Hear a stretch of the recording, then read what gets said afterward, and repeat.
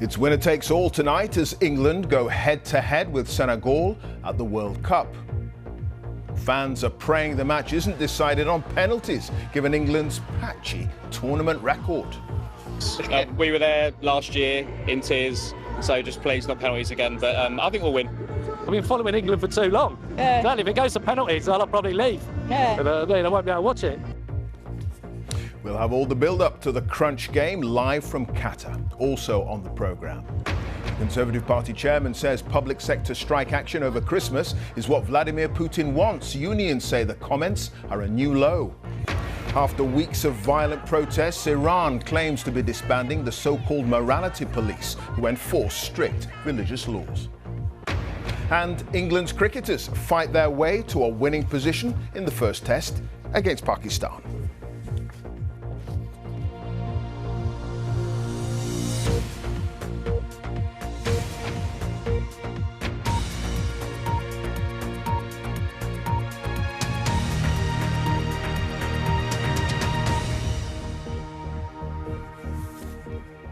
Good afternoon to you. It's a place in the quarterfinals or a flight home for England this evening as they take on Senegal in the knockout stages of the World Cup.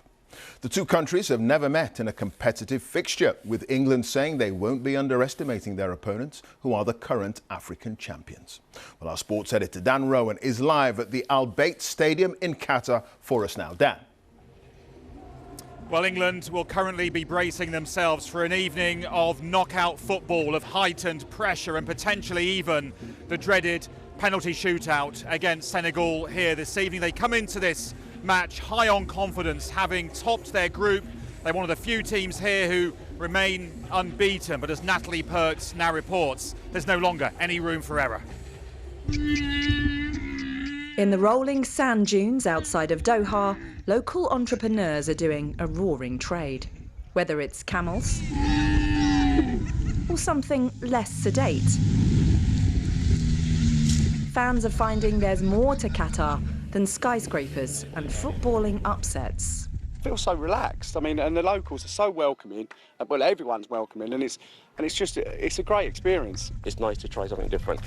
So it's a challenge. But an enjoyable challenge, so well done to Qatar.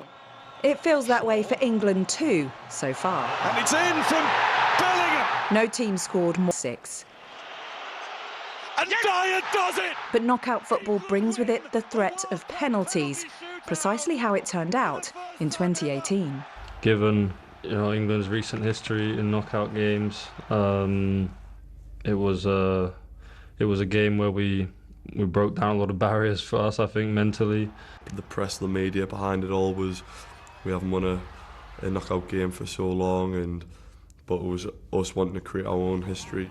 Senegal also have their own history to chase. They're in the knockouts for the first time since 2002.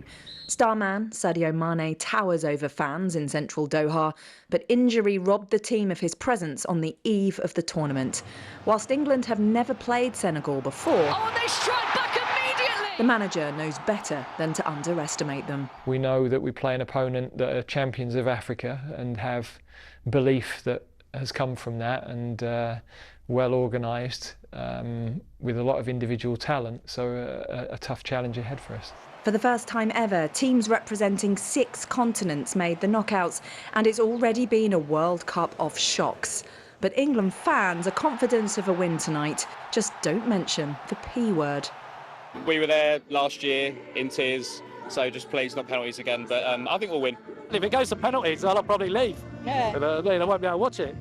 I couldn't tell you anybody that plays for Senegal. Who plays for Senegal? Who does? The Lions of Teranga are banking on English pride coming before a fall.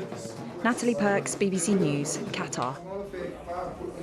Well, as you may be able to hear and see just behind me, the Senegalese fans already making their presence very much felt here at the Al Bayt Stadium. And as well as the thousands supporting their team here, there'll be millions more, of course, watching back home in that football-mad nation, as Mayoni Jones now reports from the capital, Dakar.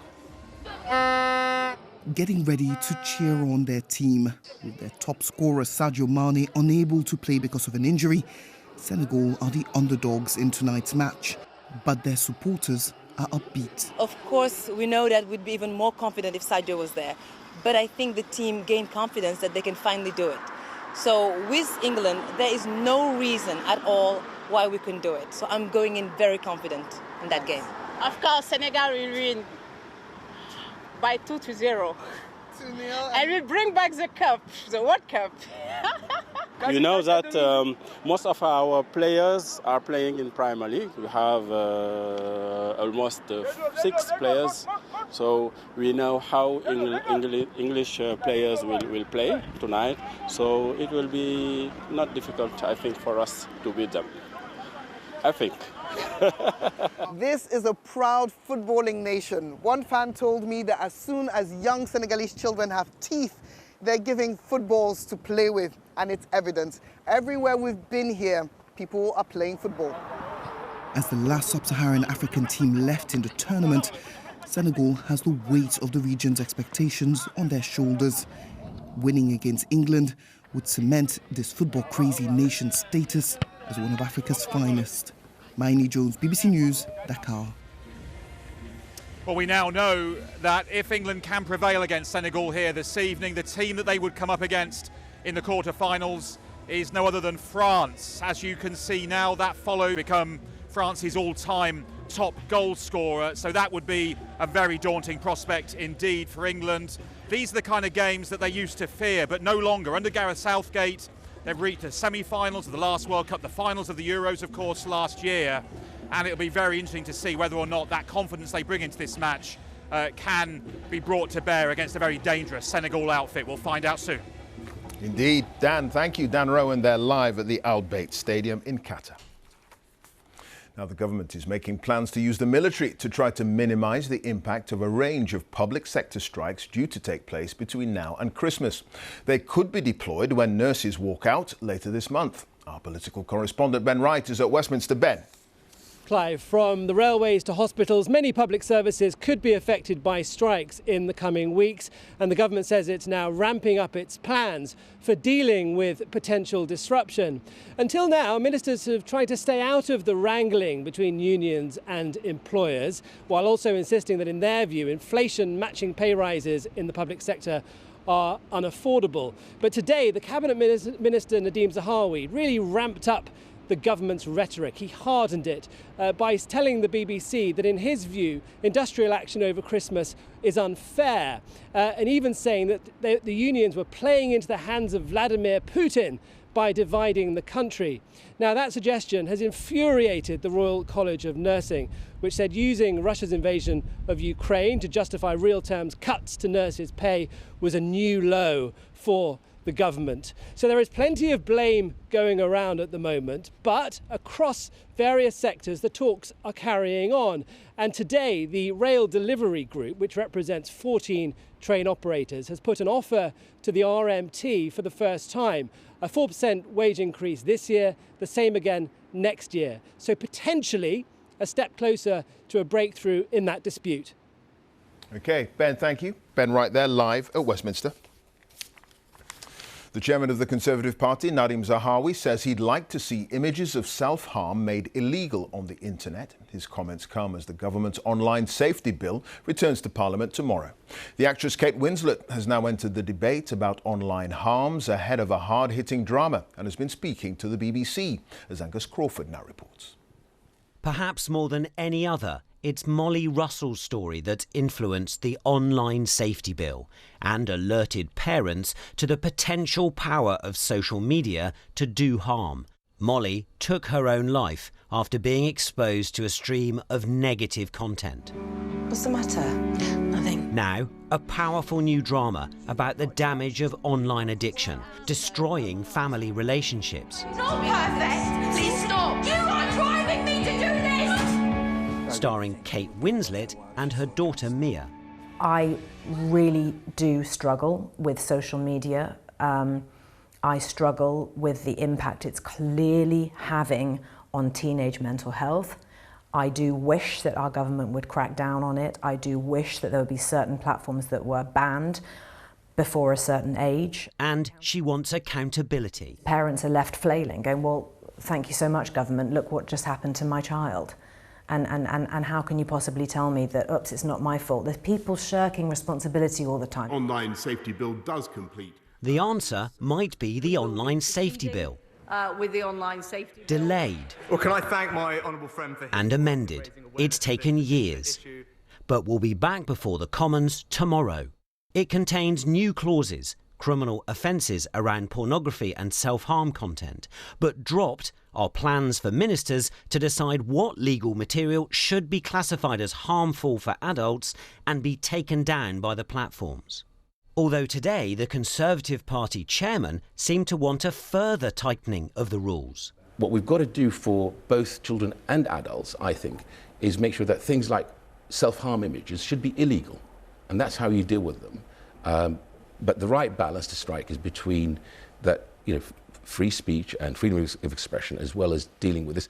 Labour, though, wants to bring back the legal but harmful clause. If you look at what that is around, it's Russian disinformation, it's misogynistic organising online, the kind of so-called incel culture. There's a lot out there in that online space that I think goes beyond the impact on children and young people. Who on earth is possibly messaging you at that time of night anyway? Drama which reflects real-world concerns about social media. And in front of MPs, a complex bill, years in the making, dividing opinion, trying to right that balance between family and big tech. Angus Crawford, BBC News.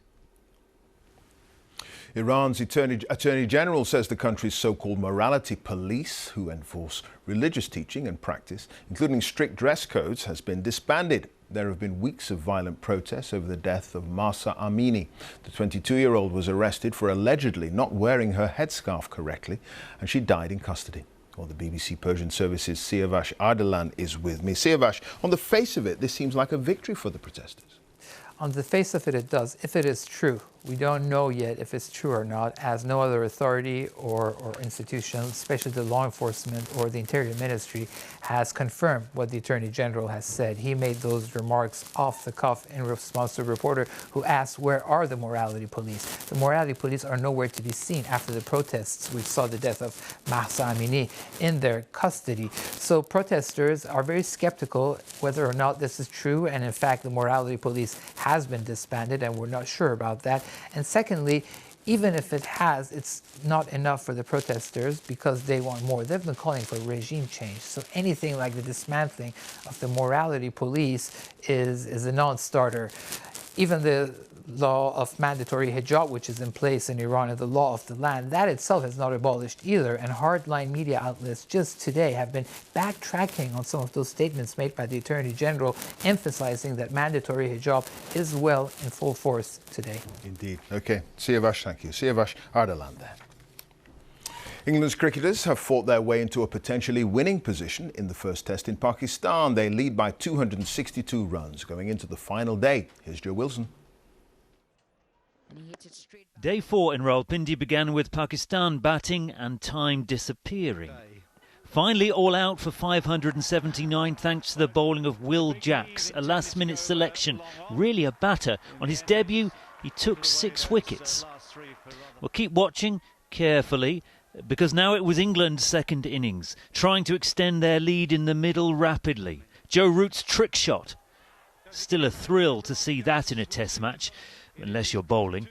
Almost amusing. Well, here's the same Root playing left-handed. Attacking, planning. How many did England need? Harry Brooks scored quickly and elegantly, the very essence of New England. On course for England's fastest ever 100 until... Still, job done. And England declared 342 ahead. They gave themselves a chance to win and Pakistan a chance too. Tempting. 1 down in their second innings. And then Babar Azam, the captain, the man, edged gone. 80 for 2, 1 day left. The match is alive. Joe Wilson, BBC News. Well, England's cricketers seem to have the upper hand. What of the prospects for the nation's footballers at the World Cup in 90 minutes' time? Dan Johnson is in Penistone, where the England defender John Stones, as a schoolboy, fell in love with the game. Hi there, Dan.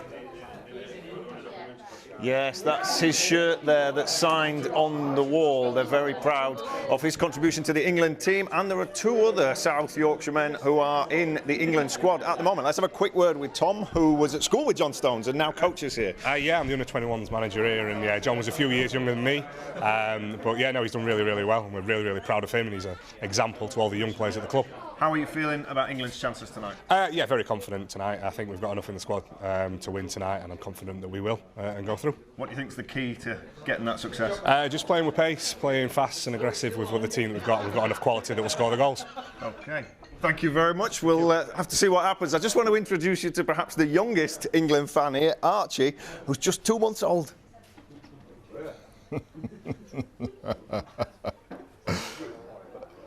Oh, right, OK. Archie, that is so sweet. Dan Johnson there in Penistone. That's it. I'll be back with the late news at 10 past 10. So, bye for now.